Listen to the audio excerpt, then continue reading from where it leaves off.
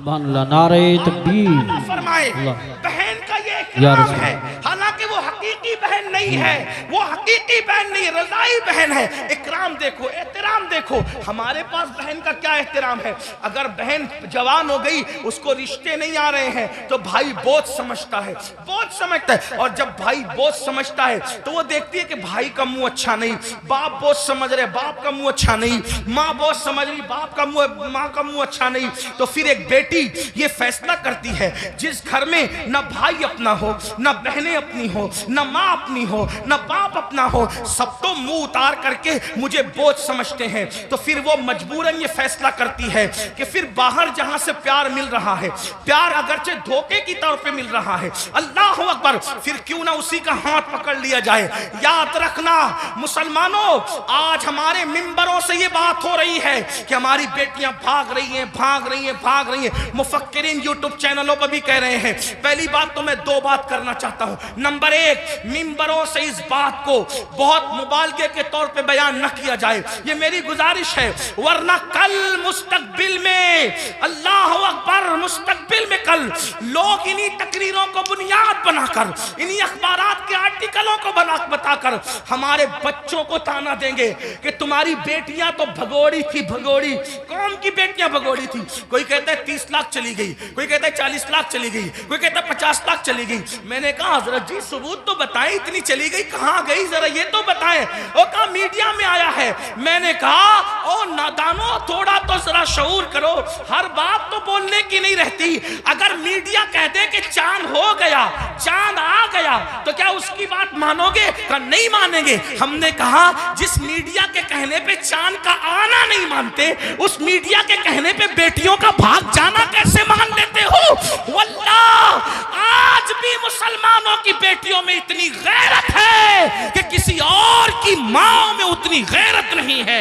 लेकिन कहीं कुछ गई है, कहीं कुछ गई, मैं जानता हूं, इनकार नहीं कर रहा हूं, कहीं कुछ गई है। लेकिन कौन गई है? वो गई है खदीजतुल कुबरा का किरदार जिसने नहीं सीखा। कौन गई है? आयशा सिद्दीका का किरदार जिसने नहीं सीखा। कौन गई है? सैयदा फातिमा ज़हरा का किरदार जिसने नहीं सीखा। कौन गई है? सैयदा ज़ैनब का किरदार जिसने नहीं सीखा। वो चंद गई है। लेकिन याद रखना, हम इतना मुबालगा न करें, इसलिए कि बातें बातें होती है, हकीकतें हकीकतें होती है। अल्लाह अकबर, अपनी बातों को दिलचस्प बनाने के लिए पूरी कौम की आबरू का हम सौदा न करें, थोड़ा सा हमें ख्याल करना होगा। और एक बात कहता हूं, एक बात कहता हूं, लेकिन चले चंद गई तो गई, एक बात कहता हूं, बहुत पूरे यकीन से कहता हूं, उलमा मौजूद हैं, मेरे मखदूम भी मौजूद हैं, सादात किराम भी मौजूद हैं। अल्लाह अकबर, जब तक मुसलमान बेटी को जन्नत समझता था, उस वक्त तक हमारी बेटियां घर से कभी नहीं भागी थी। जब से मुसलमान ने बेटी को बोझ समझा है, अब हमारी बेटियां घरों से जा रही है। अगर जा रही है चंद, तो बोझ समझा इसलिए जा रही। बेटियों को बोझ न समझो, बेटियां बोझ नहीं है, जन्नत है। बेटियां बोझ नहीं है, जन्नत है। बहनें बोझ नहीं है, जन्नत है। इसलिए उनकी खिदमत करो। क्या लोगों को यह नहीं पता? अल्लाह के सच्चे रसूल सादिक व मसदूक ने फरमाया, बेटी की परवरिश करने वाला और मैं मोहम्मद जन्नत में इतने करीब होंगे जैसे ये 2 उंगलियां करीब है। आपसे पूछता, लोग कहते हैं हजरत ऐसा तावीज दी हमेशा बरकत रहे। मैंने कहा बेटी उस तावीज का नाम है, क़यामत तक बरकत रहे। वो कैसे?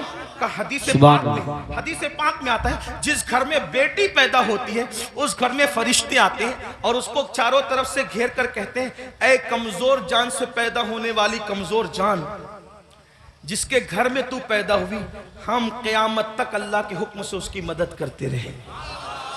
अब बेटी पैदा हो तो मदद यूं उतर रही है, और हमने बेटियों को बहुत समझ लिया। तो इमाम करबला में देखो बेटी से प्यार कितना कर रहे हैं। हजरत सैयदा सुकैना, जिन्हें सकीना भी कहते हैं।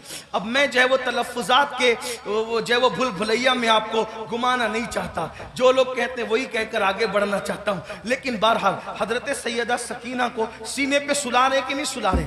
एक बेटी का मर्तबा, करबला के खैमे में इमाम अपनी बेटी को सीने पे रख रहे हैं। आप अंदाजा तो फरमाए, चचा भतीजी के कहने पर फुरात तक जा रहा है। ये सब क्या है? भाई अपनी बहन के कहने पर, इमाम अली अकबर रज़ी अल्लाह तबारक व तआला अपनी बहन के कहने पर वो सब कुछ करते नजर आ रहे हैं, जिसको देख करके इंसान हैरत व इस्तिजाब में डूब जाता है। करबला, ये भाइयों करबला, अब इख्तिताम पे सुन ले जरा सा। करबला रिश्तों की वफा का नाम, करबला रिश्तों को ताज़ीम देने का नाम, करबला मोहब्बतों का नाम, करबला एहतराम का नाम, करबला ताज़ीम का नाम, करबला कुरान के तहफ़्फ़ुज़ का नाम, करबला अकीदे की हिफाजत का नाम, और करबला हदीस के सही मफ़हूम को अमली तफसीर में पेश करने का नाम, करबला कुरान मुक़द्दस के सांचे में ढल जाने का नाम, करबला शराब से नफरत का नाम, करबला ज़िना से नफरत का नाम, करबला जुए से नफरत का नाम, करबला बांसुरी म्यूजिक और मौसीकी के मुकम्मल खातिमे की जोदे मुसलसल का नाम,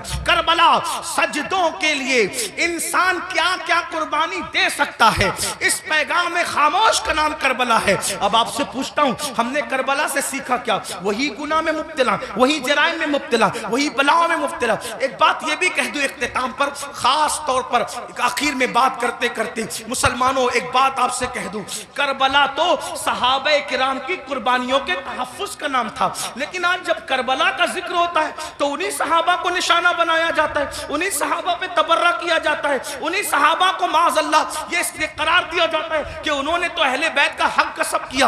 और वो लड़के जो जुमा की नमाज भी 2 रकअत पढ़ के भाग कर आते, ऐसे जैसे स्कूल की छुट्टी होने पर बच्चे भाग जाते हैं, वो सहाबा के किरदार पे बात करते हैं कि वो तो ऐसे थे, वो तो वैसे थे। मैं पूछता हूं, किस मुंह से सहाबा को तान करते हो? किस मुंह से सहाबा की अजमत पर उंगली उठाते हो? 2 रकअत पढ़ने की औकात नहीं है सही से, और उनके लिए उंगली उठा रहे हो जिन्होंने दीन के लिए अपना माल कुर्बान किया।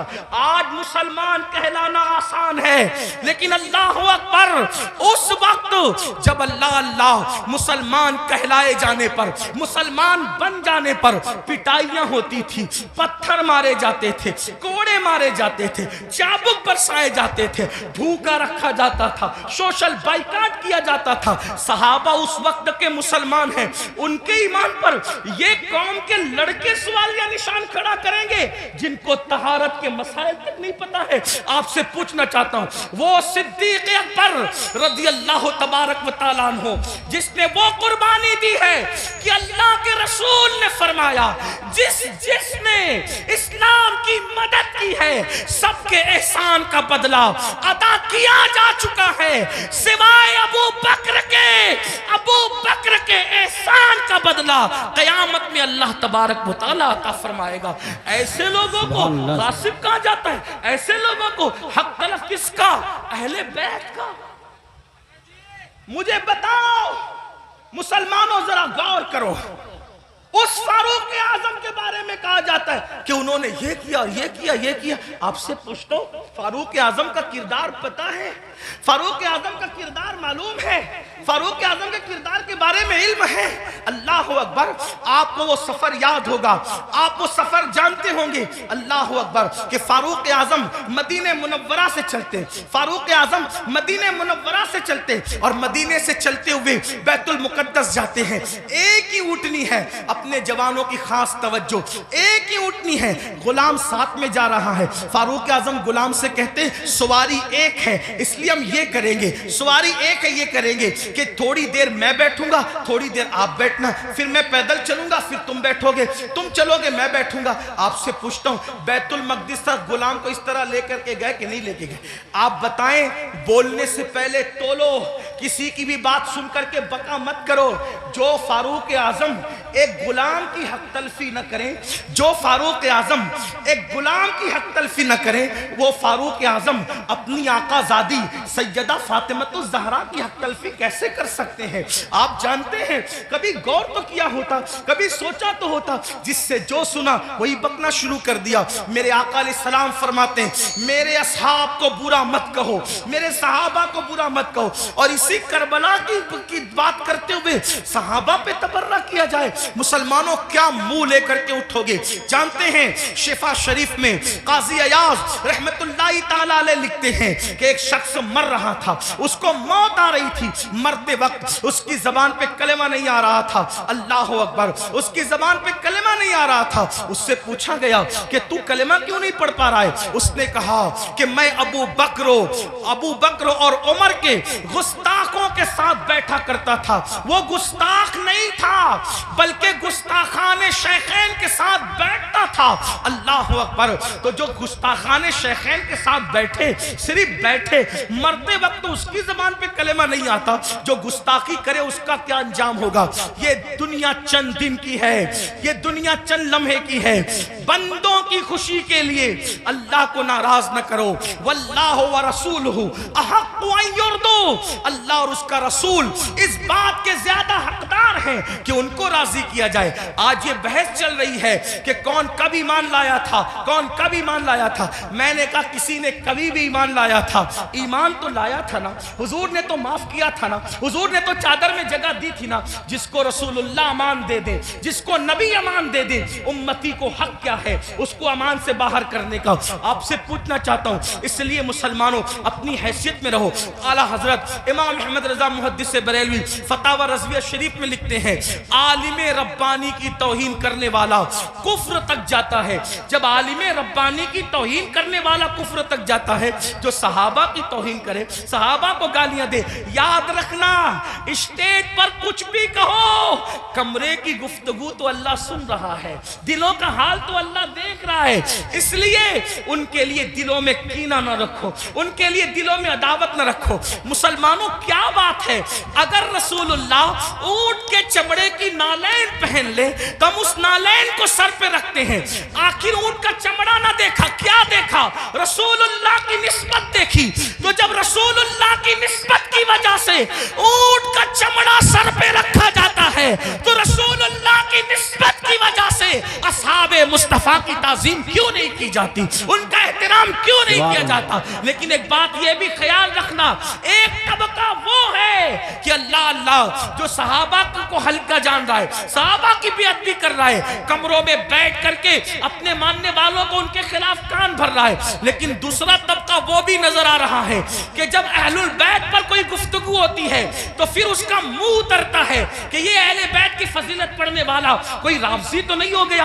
हम कहते हैं अल्लाह के बंदो, अहले बैत की फजीलत पढ़ना राफजियत नहीं है, बल्कि सहाबा की गुस्ताखी करने का नाम राफजियत है। वरना देखो अल्लाह अकबर, हमारे जितने बुजुर्गान दीन है सब ने खुल खुल कर खिल खिल कर सहाबा की अजमत भी बयान की और अहले बैत की अजमत भी बयान की। आज अगर महफिल में नारे हैदरी लगे तो कुछ लोगों के चेहरे यूं उतरते हैं, हमने खुद मिंबर पे महसूस किया, उनके नाम नहीं जानते वो कौन लोग हैं। अल्लाह अकबर कि महफिल में अली का नारा लग रहा है, कहीं राफजियों की महफिल तो नहीं। मैंने कहा ये फिक्रे सहाबा नहीं है, फिक्रे अहले सुन्नत नहीं है। हमारी महफिलों में सहाबा के साथ अली ये मुर्तजा का नारा लगता था, लगता है और इंशाअल्लाह लगता रहेगा। बल्कि सहाबा ने तो मेयार करार दिया है ईमान का अली ये मुर्तजा को। फरमाया जब लोगों में बिदअतें फैलने लगी, फितने उठने लगे, तो महफिलों में लोग आते तो हम सोचते कौन अपना और पराया है। तो जब लोगों को छांटना चाहते, लोगों को तकसीम करना चाहते, अपने और पराये का फर्क क्या है, तो हम जिक्र अली करने लगते। अली का जिक्र सुनकर जिनके चेहरे खिल जाते समझ जाते ईमान वाला है, जिसका चेहरा उतर जाता समझ जाते कि मुनाफिक है। नारे तकबीर, इसलिए नारे जिक्र अली करो मगर एहतराम सहाबा के साथ, जिक्र अहले बैत करो एहतराम सहाबा के साथ, सहाबा का जिक्र करो अहले बैत की ताज़ीम के साथ, क्योंकि ये दोनों रसूलुल्लाह से मंसूब है। बल्कि यूं कह लें हुजूर के इर्द गिर्द सितारे गर्दिश कर रहे, जो गर्दिश घर के अंदर कर रहे उनको अहले बैत कहते हैं और जो घर के बाहर कर रहे हैं उनको सहाबा कहते हैं। हुजूर की निस्बत का ख्याल करो। आइए अपनी बात को इख्तिताम तक पहुंचाते हुए ये बात अर्ज करूं, मुसलमानों हमने बातें बहुत की, बहुत बातें की, बहुत बातें की। हम सब जगह हैं, अमल के मैदान में नहीं, अमल से कोरे, जिंदगी गुनाहों में डूबी हुई है। याद रखना अल्लाह की बारगाह में हमें और आपको पहुंचना है, अल्लाह को मुंह दिखाना है, अल्लाह की बारगाह में खड़े होना है। आइए आज से पहले कुछ किया जो किया सच्ची तौबा करें, अल्लाह की तरफ पलटे, अल्लाह की तरफ वापस आए। याद रखिए, इंसान जहां जाकर जुर्म का एतराफ करे, जहां जाकर एतराफ जुर्म करने से इंसान की इज्जत घटती है, लेकिन एक मेरे अल्लाह का दर है, जहां आकर इंसान इकबाल जुर्म कर ले तो मेरा अल्लाह इज्जत घटाता नहीं बल्कि इज्जत को बढ़ा देता है। आओ तौबा करो। आज मुहर्रम शरीफ की पहली तारीख है। ये मुहर्रम शरीफ हुर्मत वाला महीना है, हुर्मत वाला, यानी जिन 4 महीनों की हुर्मत अल्लाह ने रोज़ अव्वल से मुकर्रर की है उसमें मुहर्रमुल हराम भी है। और अल्लाह के रसूल अलैहि सलाम की एक हदीस ये है कि रमज़ान शरीफ के बाद सबसे ज़्यादा जिस महीने के रोज़े की अहमियत है वो माह मुहर्रमुल हराम के रोज़े, माह मुहर्रम शरीफ के रोज़े। इन दिनों को खुराफात बिदात में गुजारने की बजाय इबादत में गुजार। हो सके तो ये तय कर लो कि रोजाना मैंने नबी और आले नबी पर 1000 बार दुरूद शरीफ पढ़ना है। आप कहेंगे, लोग कहते हैं अरे बहुत टाइम लगेगा। कोई टाइम नहीं लगेगा। सल्लल्लाहु अलैहि व आलिहि वसल्लम, ये बहुत मुख्तसर दुरूद शरीफ, बहुत मुख्तसर दुरूद शरीफ है। अगर इस दुरूद शरीफ को आपने पढ़ा 1000 बार, सिर्फ 20 मिनट का टाइम लगेगा। 20 मिनट दुरूद शरीफ पढ़ो। उसके बाद जैसा कि आपने पहले भी सुना, सदका दो, खैरात दो। और एक बात आपको कहूँ, इसको भी ध्यान से, कि जो हम खुराफात पर और बिदात पर पैसा खर्चा करते हैं, उस पैसे को उठा के आप वो सादात किराम जो मालदार नहीं है उन पे खर्चा करो, वो उलमाए किराम जो मालदार नहीं उन पे खर्चा करो। इससे क्या हो? खुराफात और बिदात के बारे में तवज्जो करना। 2 ग्रुप है, एक ग्रुप कहता है जायज है, एक ग्रुप कहता है नाजायज। जो ग्रुप जायज कहता है वो भी सिर्फ जायज ही कहता है, ना फर्ज कहता है, ना वाजिब कहता है, ना सुन्नत कहता है, नहीं कहता ना। जो जायज साबित भी कर ले खुराफात को तो सिर्फ जायज ही कह सकेगा, फर्ज नहीं कह सकेगा, वाजिब नहीं कह सकेगा। लेकिन भाइयों, अपने मुसलमान भाई की मदद करना तो अल्लाह ने हम पे फर्ज किया है। बल्कि यहां तक फरमाया कि जब तक तुम अपने मुसलमान भाई की मदद करते रहोगे अल्लाह तुम्हारी मदद करेगा। और आपको बताऊं, खास तौर पे सादात की खिदमत, वो जो मालदार नहीं है, मुस्तहिक हैं, ये नहीं कहता गरीब है, मेरे अंदर इतनी हिम्मत नहीं कि मैं किसी सैयद को गरीब कहूं, लेकिन सादात जो मालदार नहीं है, मालदार अगर आप उनकी खिदमत करें तो होगा क्या? 2-3 बातें सुन ले, बात खत्म करते। हजरत सैयदना अब्दुल्ला इब्ने मुबारक रदी अल्लाह ताला हज को जा रहे थे, हज का इरादा था, और हज के इरादे में आपने ये तय किया कि मैंने हज को जाना है। पूरी तैयारी हो गई, इरादा बन गया हज को जाना। अब्दुल्ला इब्ने मुबारक को पता चला कि मेरे पड़ोस में एक सैयद साहब रहते हैं और वो इस वक्त थोड़ा परेशान हाल है, हालात के सताए हुए और हालात के मारे हुए। तो उन्होंने सोचा कि पड़ोसी है, सैयद हैं, मैं उनके नाना के यहाँ जाऊं, मैं हज के लिए जाऊं और इनको भूखा प्यासा तड़पता बिलकता छोड़ के जाऊं। तो उन्होंने क्या किया, इस साल हज नहीं करेंगे, इंशाअल्लाह आइंदा फिर कभी देखेंगे। हज की पूरी रकम उठाकर उस सैयद साहब को दे दिया और उसके बाद आंसू पोंछते हुए, अब सब्र करते हुए रह गए। जब हज से काफिला वापस आया तो लोग मुलाकात करते थे, तो अब्दुल्ला इब्ने मुबारक लोगों को कहते थे मुबारक हो हज। तो लोग भी कहते थे अब्दुल्ला आपको भी मुबारक हो, आपको भी मुबारक हो। हज़रत अब्दुल्ला इब्ने मुबारक सोचते, या अल्लाह मैं गया नहीं, लेकिन जो आता है मुझे हज की मुबारकबाद देता है। इसी फिक्र में थे, आंख लगी तो ख्वाब में गैब से निदा आई। कोई कहने वाला कहता है, अब्दुल्ला इब्ने मुबारक, तूने मेरे नबी के शहजादे की मदद के लिए हज को मुलतवी कर दिया तो तेरी ये अदा इतनी पसंद आई कि हमने तेरा हम शक्ल एक फरिश्ता पैदा किया है जो क़यामत तक तेरी तरफ से हज करता रहेगा और उसका सवाब तुझे मिलता रहेगा। सुभान अल्लाह, सुभान इसलिए अल्लाह, इसलिए खुराफात की तरफ खर्च करने की बजाय अपने सादात जो मुस्तहिक है उनके लिए खर्च करो। ऐसे सादात हैं, मैंने कई जगह देखा, कोई सब्जी बेच रहा है, कोई ऑटो चला रहा है, कोई चाय बेच रहा है, उनके बच्चों की स्कूल की फीस नहीं है भरने के लिए, उनकी बच्चियों की शादी के लिए पैसे नहीं है। ये सारी चीजें मुसलमानों, हमें इसकी तरफ गौर, तरजीहात की तरफ गौर कीजिए, जहां खर्च करने का ज्यादा फायदा है उसकी तरफ। बल्कि इमाम अहले सुन्नत एक हदीस लिखते हैं, आइए उस हदीस को भी सुने। कहते हैं कि मेरे आका अलैहिस्सलाम ने फरमाया कि जिसने बनु हाशिम पर एहसान किया, उनकी खिदमत की, उनकी मदद की, आका फरमाते मुझ पर वाजिब और लाजिम है कि जिसने भी मेरी आल की खिदमत की, मदद की, नुसरत की, हिमायत की, मोहब्बत की, आका फरमाते मुझ पे वाजिब है, लाजिम है कि उसका सिला मैं उसको कयामत में दूंगा जब वो मुझसे मिलेगा।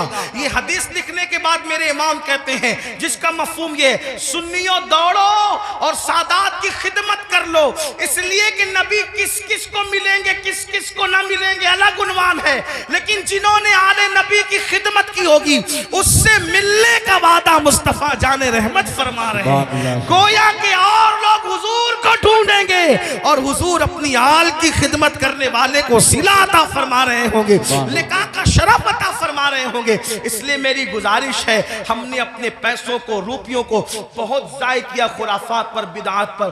क्या खुराफात है, क्या बिदात है, अपने इलाके के मुस्तनद मोतबर उलमा और मुफ्तियान किराम के पास बैठो और बैठ करके सीखो कि किन खुराफात से और बिदात से बचना है और कौन सी चीज़ें अहले सुन्नत व जमात से है। जैसे कि लोग तो शरबत पिलाने को भी बिदत कह देते हैं। आपसे कहता हूँ कि भाई शरबत पिलाना कौन सी बिदत है?